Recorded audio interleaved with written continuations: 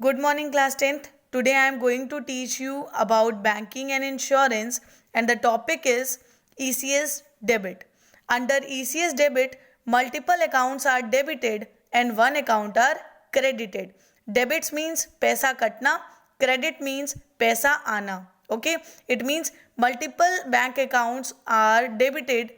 मतलब बहुत सारे लोगों के खाते से पैसा कम करके कहाँ चला जाता है? In one bank account. Okay, ये क्या होता है? What is it? Let's read it. ECS debit transaction can be initiated by any institution. ECS debit user which has to receive collect amounts on account of telephone, electricity, water dues, cess, tax premium, etc. It means इस institution user कौन होता है? Means let's take an example कि अगर कोई institution है like department, जहाँ पर आप इलेक्ट्रिसिटी बिल जमा करते हैं. ओके, और इलेक्ट्रिसिटी बिल्स बहुत सारे लोगों की होगी, है ना, जो कि कस्टमर्स होंगे. ओके, अब क्या होगा कि these customers accounts are debited, मतलब इनके पैसे से मीन्स इनके खाते से पैसे कटेंगे और कहाँ चले जाएंगे? इस डिपार्टमेंट के. It means under this ECS is used. Okay, जहाँ पे बहुत सारे पेमेंट करने वाले अकाउंट्स होते हैं but the receiving account is only one. Okay, अब नेक्स्ट पढ़ते हैं. It is a scheme under which an account holder with a bank branch can authorize ECS user to recover an amount at prescribed frequency by raising a debit to his or her bank account. At prescribed frequency क्यों बोला है? क्योंकि regular हमेशा थोड़ी आप bank account debit कराएंगे, regular interval में. Like electricity bill पे करना है तो after 1 month you have to pay the bill. तो यहाँ पर क्या हो रहा है? ऑथराइज कर रहा है. कौन ऑथराइज कर रहा है? अकाउंट होल्डर, जिसका बैंक ब्रांच में खाता है. Okay, he is authorising ECS user, it means the department, to debit its account. Okay, means at prescribe frequency पे वो अपने अकाउंट को डेबिट करने का ऑथराइजेशन देता है. किसको? ECS यूजर को. So let's start reading the working of institution user. Before it I want to tell you one thing, that is पहले ECS डेबिट का यूज करने से पहले, ECS डेबिट का यूज करने से पहले what you have to do. Institution user, let's take an example जो मैंने बताया था कि डिपार्टमेंट ऑफ इलेक्ट्रिसिटी बिल है, वो कौन हो जाएगा? डिपार्टमेंट इज इंस्टीट्यूशन यूजर, जिसको पेमेंट रिसीव करना है. और कस्टमर कौन हो जाएगा? जहां से पैसे डेबिट होंगे. It means there will be multiple of customers. एक दो कस्टमर्स तो होंगे नहीं, बहुत सारे कस्टमर्स होंगे. तो क्या होगा? इन सारे लोगों का अकाउंट डेबिट होगा and one account will be credited, that is institution user.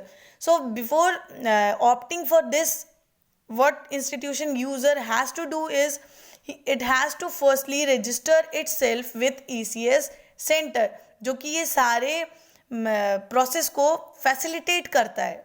Okay, और इंस्टीट्यूशन यूजर क्या करेगा?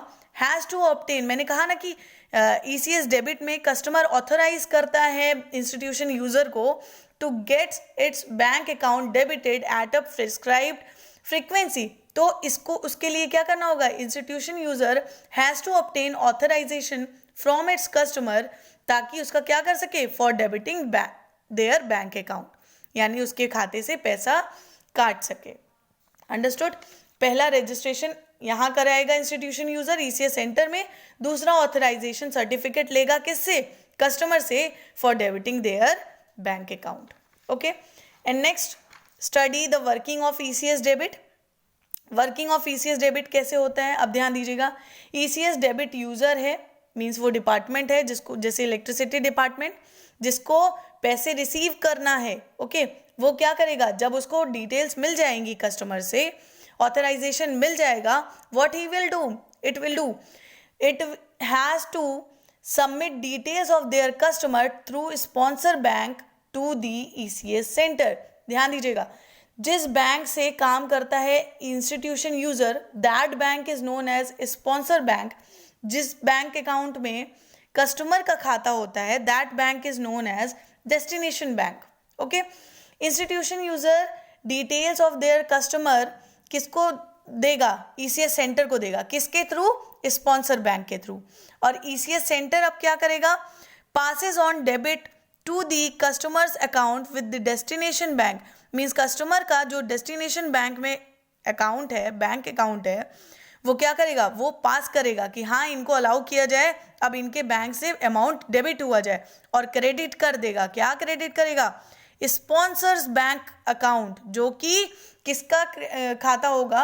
वहाँ पे इंस्टीट्यूशन यूजर का। It means several peoples accounts are debited, बहुत सारे लोगों के खाते से पैसा डेबिट होके सिर्फ एक खाते में चला जाएगा, that is institution user and with the sponsor bank account. समझ में आया?